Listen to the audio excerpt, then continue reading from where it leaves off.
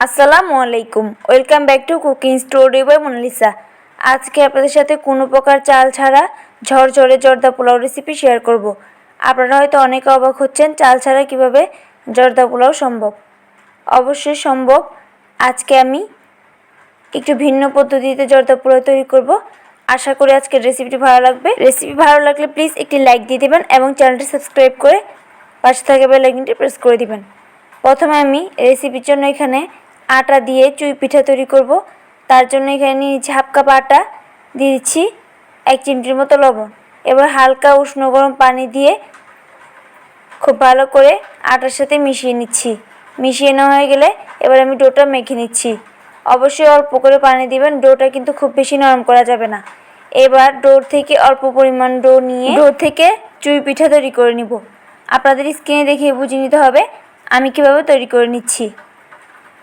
অবশ্যই চেষ্টা করবেন এরকম চিকন চিকন করে বানাতে, এতে করে এটা দেখতে বাসমতি চালের মতো লাগবে। সেমভাবে সবগুলো আমি বানিয়ে নিচ্ছি।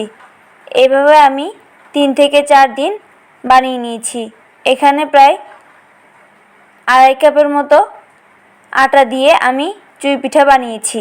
এটা আমি একদিনে বানাইনি, কয়েকদিন মিলে বানিয়েছি। সবচেয়ে বেশি ভালো হয় কয়েকজন মিলে এই কাজটা করলে। এভাবে আমি রোদে শুকিয়ে নিয়েছি। তবে আপনাদের যদি রোদের ব্যবস্থা না থাকে তাহলে চুলার নিচে দিয়ে শুকাতে পারেন, তবে সবচেয়ে ভালো হয় রোদে শুকালে। এখানে আমার 2 কাপ হয়েছে। 2.5 কাপ আটা থেকে 2 কাপ চুই পিঠা হয়েছে। জর্দা পোলাওয়ের জন্য চালটা যেভাবে সিদ্ধ করে ওভাবেই সিদ্ধ করে নিব।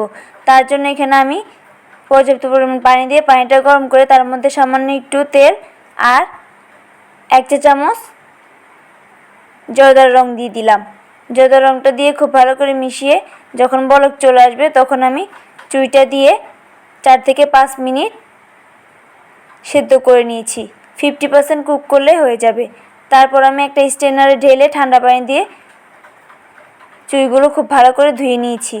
এবার আমি চিনি শিরাটা তৈরি করব। তার জন্য নিয়েছি 1 কাপ চিনি, দিয়ে দিচ্ছি হাফ কাপ পানি, এর মধ্যে দিয়ে দিচ্ছি কিছু গরম মশলা, 2 টুকরো দারুচিনি, 3টা এলাচ, 2টা তেজপাতা, আর দিয়ে দিচ্ছি 2 চা চামচ ঘি, 1 টুকরা লেবুর রস।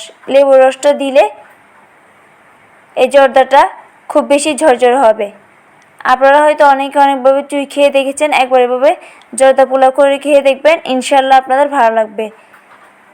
এভাবে আমি চিনি শিরার মধ্যে আগে থেকে সিদ্ধ করে রাখা চুইটা দিয়ে বেশ কিছুক্ষণ নেড়ে নেওয়ার পর এবার আমি কিছু কিশমিশ দিয়ে দিচ্ছি।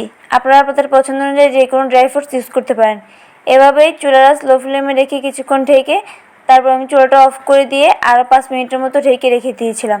দেখতে পাচ্ছেন চুইগুলো কতটা ঝরঝর হয়েছে।